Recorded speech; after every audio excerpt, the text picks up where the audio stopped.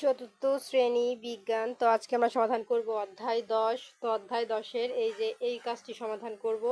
এটার পৃষ্ঠা নাম্বার হচ্ছে 127। ঠিক আছে, তো অধ্যায় 10-এ যতগুলো এরকম কাজ আছে সবগুলো একটি ভিডিওতে সমাধান করব। তো এখানে আরও একটি কাজ আছে, এটাও সমাধান করব। এটার পৃষ্ঠা নাম্বার হচ্ছে 128। তো এরকম দেখবো এই অধ্যায় 10-এ আর কতগুলো কাজ আছে। দেখো এখানে আরও একটি কাজ আছে, হ্যাঁ, এটার পৃষ্ঠা নাম্বার হচ্ছে 129। তারপর স্ক্রল করে নিচে চলে যাব, দেখি আর কি কি আছে। দেখো এখানে আরও একটি কাজ আছে, এটাও আমরা সমাধান করব এই ভিডিওতে। এটার পৃষ্ঠা নাম্বার হচ্ছে 131। তারপর দেখো এখানে আরও একটি কাজ আছে 132 পৃষ্ঠা, এটা আমরা সমাধান করব। তারপর স্ক্রল করে নিচে চলে যাব, দেখো এটার একটা কাজ, এটা একটা সমাধান করব। এটার পৃষ্ঠা নাম্বার হচ্ছে 134। ঠিক আছে, দেখি আর নিচে কোনো কাজ আছে নাকি। দেখো 135 পৃষ্ঠা, এখানে আরও একটি কাজ আছে, এটাও আমরা সমাধান করব এই ভিডিওতে। এই যে একটা কাজ, এটাও সমাধান করব। এটা 136 পৃষ্ঠা।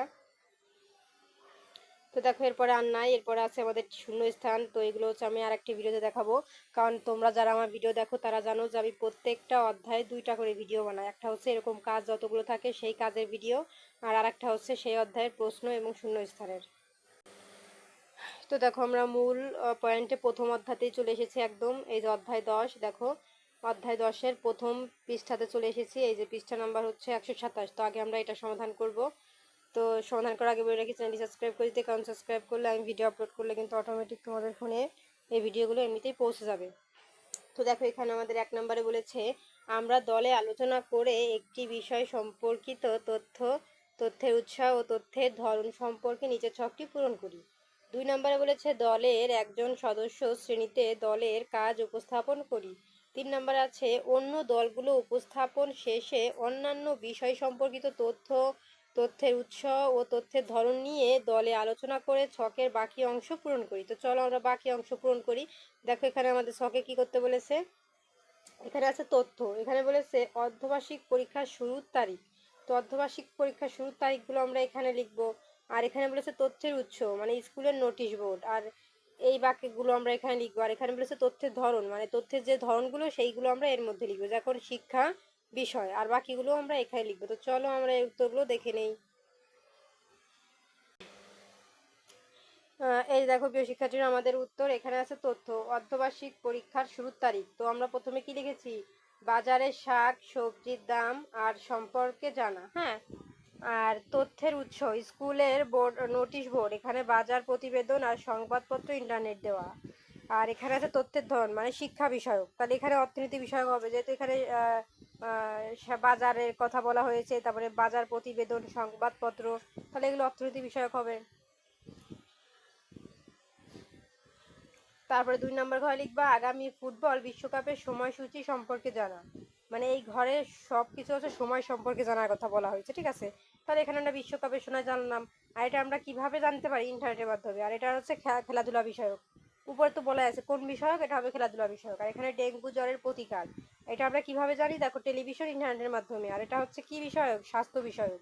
আর আবহাওয়ার পূর্বাভাস জানা, এটা আমরা সংবাদপত্র, টেলিভিশন আর ইন্টারনেটের মাধ্যমে জানতে পারি। আর এটা হচ্ছে কোন বিষয়ক, আবহাওয়া বিষয়ক। তো এই ছিল আমাদের এটার সমাধান। তো দেখো প্রিয় শিক্ষার্থীরা, আমাদের এটার উত্তর কিন্তু কমপ্লিট। এখন আমরা চলে যাব নিচে, দেখি কি আছে আমাদের এখানে। তো দেখো এখানে আমাদের কি করতে বলেছে,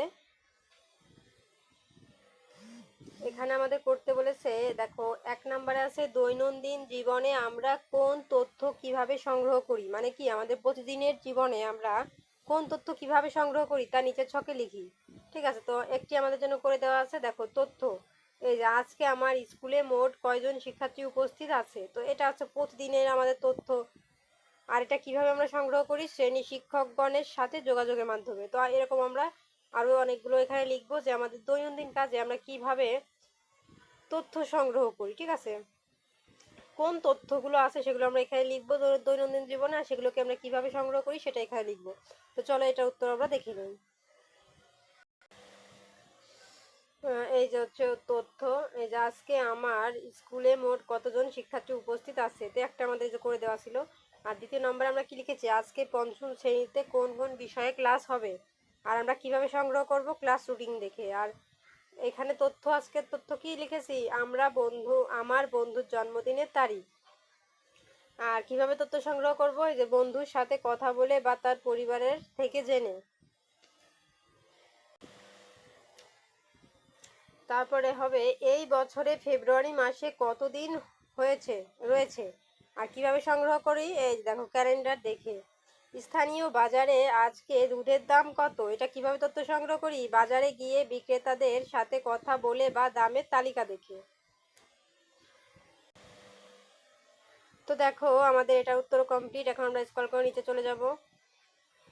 এই যে এখানে আমাদের আরো একটি কাজ আছে। 1 নম্বরে বলেছে দৈনন্দিন জীবনে আমরা সাধারণত যেসব তথ্য সংগ্রহ করি তা সংরক্ষণের উপায় নিচের ছকে লিখি। তো দৈনন্দিন জীবনে আমরা যেসব তথ্য সংগ্রহ করি, এই যে এখানে তথ্যের নামগুলো দেওয়া আছে আর আমরা কিভাবে তথ্য সংগ্রহ করি সেগুলো। যেমন এই যে এখানে বলেছে গণিত শিক্ষকের অঙ্কের সমাধান, তো এটা তথ্য সংরক্ষণের উপায় কি, এই যে কাগজে বা খাতায় লিখে ছবি তুলে। আর ছোট ভাইয়ের জন্মদিনের অনুষ্ঠান, এটা আমরা তথ্য কিভাবে সংগ্রহ করি সেটার মধ্যে লিখবো। তো প্রত্যেকটা উত্তর আমরা এখানে লিখবো। তো চলো উত্তরটি দেখে নিই। এই যে দেখো প্রিয় শিক্ষার্থীরা উত্তর, এই যেটা এইখানে তো সব লেখাই ছিল আমাদের। আর উত্তরে আমরা এই ঘরে কি লিখেছি, কাগজ বা খাতায় লিখে ছবি তুলে। আর ছোট ভাইয়ের জন্মদিনের অনুষ্ঠান, এটার তথ্য কিভাবে সংগ্রহ করি, ছবি তুলে ভিডিও করে। তারপরে বন্ধুর কবিতা আবৃত্তি, এটা কিভাবে তথ্য সংগ্রহ করি, এই যে অডিও রেকর্ড করে, ভিডিও করে, মোবাইল ফোন বা কম্পিউটারের ফাইল আকারে সংরক্ষণ করে। ক্লাস রুটিন, এটা কিভাবে সংরক্ষণ করি, কাগজ বা খাতায় লিখে ছবি তুলে। ইমেল পাঠানো বড় ফাইল, এরা কিভাবে সংরক্ষণ করি, এই যে কম্পিউটারের হার্ড ড্রাইভ, পেন ড্রাইভ বা ক্লাউড স্টোরেজে সংরক্ষণ করে। পুরনো ছবি কিভাবে সংরক্ষণ করি, অ্যালবামে সংরক্ষণ করে স্ক্যান করে। তো দেখো প্রিয় শিক্ষার্থীরা এটার উত্তরও আমাদের কমপ্লিট। এখন আমরা স্ক্রল করে নিচে চলে যাব। তো দেখো এখানে আমাদের আরো একটি কাজ আছে। তো প্রথমে দেখো 1 নম্বরে বলেছে যে উপরের চিত্রগুলো ভালোভাবে লক্ষ্য করি। তো আমরা এই চিত্রগুলো ভালোভাবে লক্ষ্য করলাম, ঠিক আছে। করার পরে এখন দেখো 2 নম্বরে কি বলেছে যে দৈনন্দিন জীবনে মানে প্রতিদিনের জীবনে যেসব প্রযুক্তি ব্যবহার করে তথ্য বিনিময় করি সেগুলো নিচের ছকে লিখি। তো প্রতিদিনের যেসব প্রযুক্তি আমরা ব্যবহার করি সেগুলো তথ্য বিনিময় করে নিচের ছকে লিখি। তো চলো আমরা এখানে তথ্য বিনিময় করে নিচের ছকে লিখি উত্তরগুলো। তো প্রিয় শিক্ষার্থীরা এই দেখো উত্তর, তথ্য বিনিময় করে ব্যবহৃত প্রযুক্তি কি, এই যে চিঠি, telephone, smartphone, pen drive, CD, camera, এইগুলোর মাধ্যমে কিন্তু আমরা তথ্য বিনিময় করতে পারি, বা এগুলো হচ্ছে আমাদের তথ্য বিনিময় প্রযুক্তি। তো আমাদের এটার উত্তর কমপ্লিট। এখন আমরা স্ক্রল করে নিচে চলে যাব।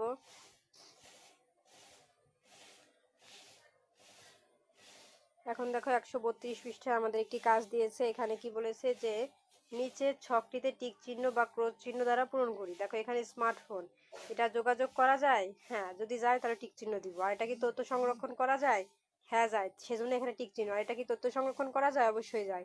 তথ্য বিনিময় করা যায়, হ্যাঁ যায়। যেগুলো যায় সেগুলো আমরা এখানে টিক দিব, যেগুলো যায় না সেগুলো আমরা টিক মার্ক করব না। যেমন টেলিফোন, এটা কি তথ্য যোগাযোগ করা যায়, হ্যাঁ যায়,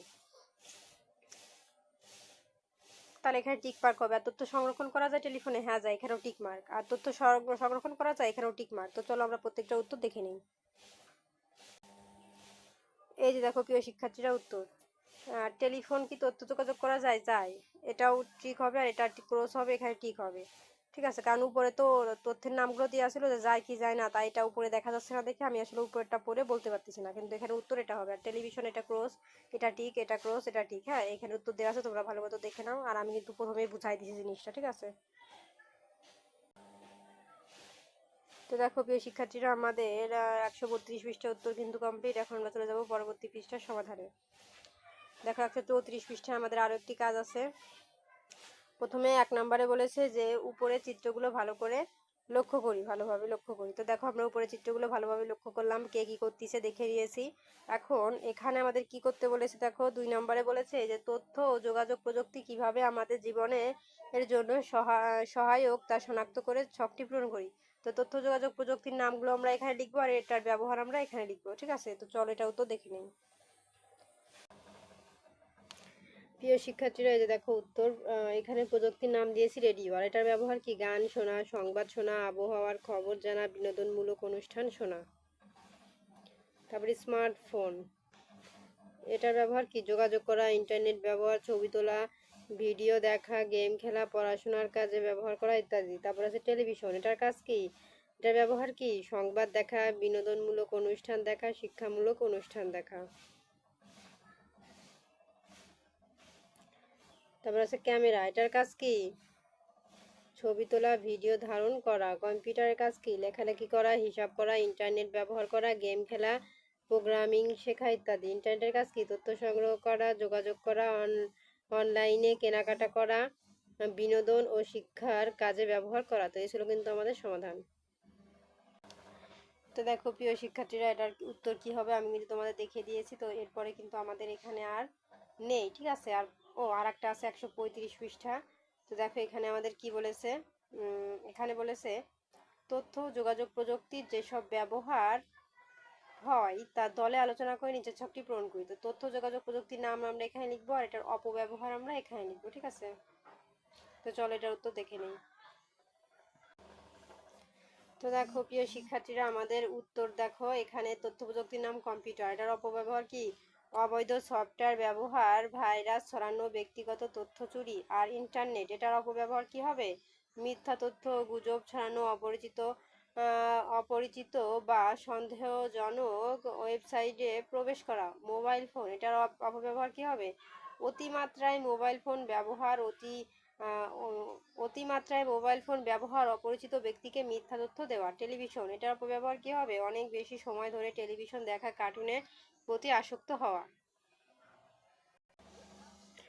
তো দেখো আমাদের এটার উত্তর কমপ্লিট। এখন স্কোর করে নিচে চলে যায়। দেখো এখানে আমাদের আরো একটা কাজ আছে 136 পৃষ্ঠায়।